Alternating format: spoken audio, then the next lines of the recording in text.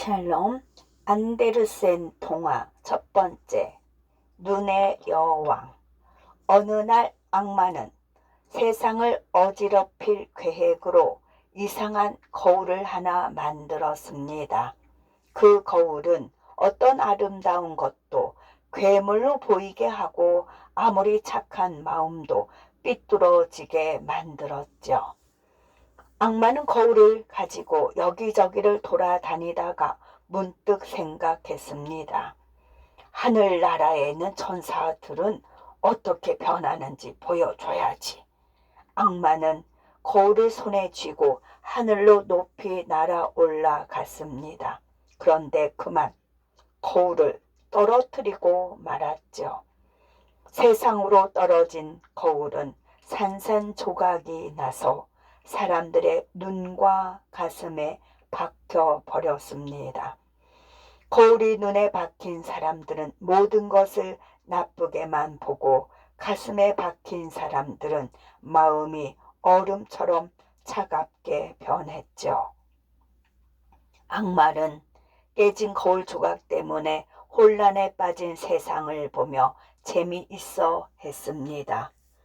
카이와 게르다는 가난한 집에서 태어난 사이좋은 남매였습니다.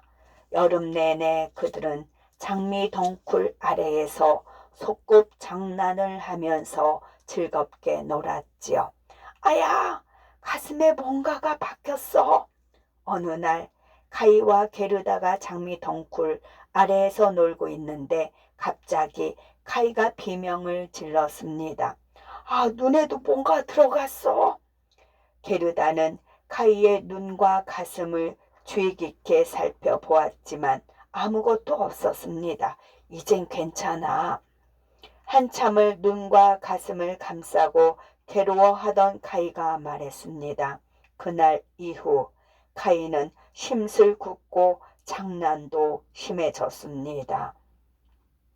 겨울이 되어 온 세상이 눈으로 덮이자 카이는 공터에서 동네 아이들과 썰매를 타고 있었지요. 그때 하얀 옷에 하얀 모자를 쓴 사람이 커다란 썰매를 타고 나타났습니다. 그리고는 카이의 썰매를 뒤에 매달아 빠른 속도로 끌고 갔지요. 제발 놔주세요. 겁이 난 카이는 썰매에 묶인 매듭을 풀려고 애를 썼지만 소용이 없었습니다. 썰매는 어느새 공터를 빠져나와 넓은 들판을 달렸습니다. 카이는 거센 눈보라로 눈조차 뜰 수가 없었지요.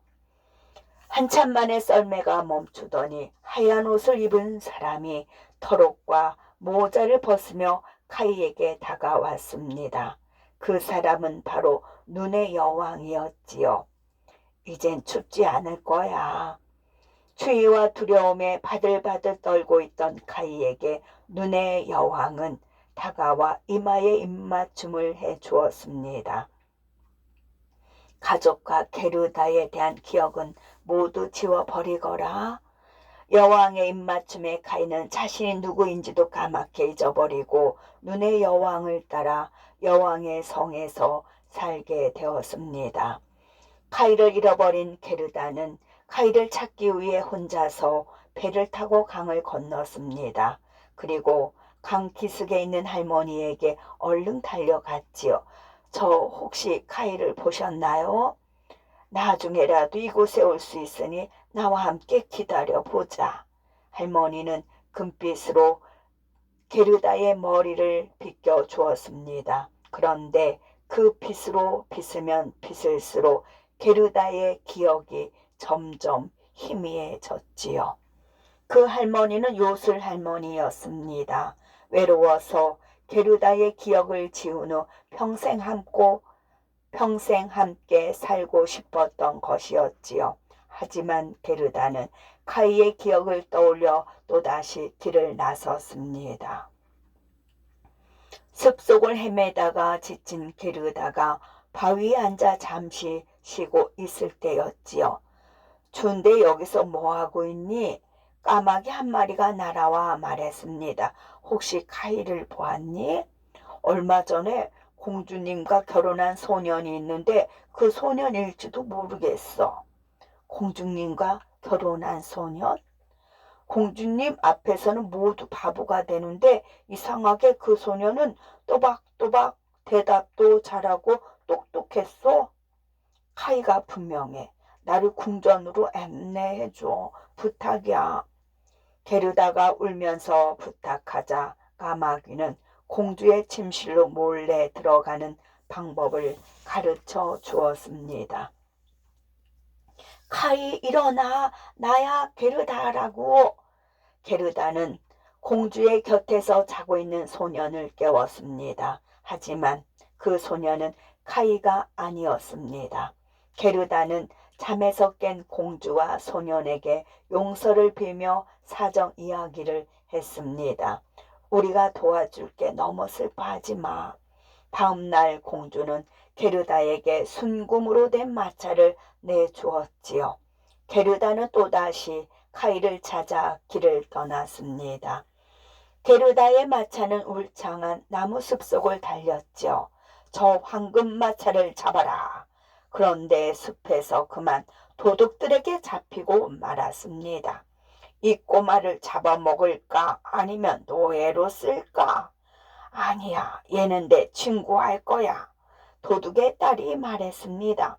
도둑의 딸과 친구가 된 게르다는 사정을 이야기했습니다. 저런 불쌍하구나. 그럼 내가 도와줄게. 도둑의 딸은 게르다에게 큰 술록과 비둘기들을 소개했지요. 구구구구구, 우리는 썰매를 타고 간 카이를 봤어. 비둘기들이 말했습니다. 맞아, 눈의 여왕이 데려갔어. 게르다는 서둘러 술록을 타고 눈의 여왕이 있는 북극으로 힘차게 출발했습니다. 북극에 도착했을 때 게르다는 너무 추워 작은 오두막으로 들어갔지요. 그러자 한 할머니가 반갑게 맞아 주었습니다. 눈의 여왕을 물리칠 방법이 있을까요? 게르다가 물었습니다. 순수한 마음과 사랑이 있어야 해. 내 말을 명심하거라. 게르다는 술록을 다시 타서 성을 향해 출발했습니다. 이제부터는 너 혼자 가야 돼. 내가 올 수 있는 곳은 여기까지거든. 행운을 빌어. 멀리 성이 보이자 술록은 게르다를 내려놓고 떠났죠. 무릎까지 쌓인 눈은 게르다의 신발을 숨겨버리고 매서운 바람은 게르다의 장갑을 빼앗아 버렸습니다. 너무 추워. 하지만 카이를 찾아야 해. 차가운 바람이 점점 더 심하게 불어오자 게르다는 한 발도 움직일 수가 없었죠. 게르다는 기도를 했습니다. 그러자 신기하게도 눈송이들이 가루가 되어 흩어졌습니다. 성 안에서는 여왕이 카이에게 숙제를 주고 여행을 떠났죠. 카이, 네가 이 퍼즐을 맞추면 소원을 들어줄게. 카이는 눈의 여왕이 시킨 대로 성에 홀로 남아 글자 맞추기를 하고 있었습니다. 카이, 내가 왔어. 게르다는 카이에게 달려들어 꼭 껴안았습니다. 넌 누구니? 나야 게르다. 널 찾아 여기까지 왔어. 게르다는 기억을 다 잃어버린 카이를 끌어안고 울음을 터뜨렸습니다. 흘려내린 눈물은 카이의 가슴을 적시었지요. 그러자 카이의 가슴 속에 박힌 거울 조각이 씻겨 내려갔습니다. 카이도 눈물을 흘리자 눈 속에 있는 거울 조각이 씻겨 내려갔지요. 게르다는 카이의 이마에 입맞춤을 해 주었습니다. 그러자 여왕의 마법이 풀려 카이의 몸이 따뜻해지기 시작하였지요. 게르다와 카이가 서로 끌어안고 기뻐하자 저절로 퍼즐이 맞춰졌습니다. 그것은 바로 영원이라는 글자였지요. 이제 자유야. 어서 집으로 가자. 카이와 게르다는 손을 잡고 집으로 돌아왔습니다. 그리고 어른이 되어서도 여전히 순수하고 아름다운 마음으로 장미 덩굴 앞에 앉았죠. 끝.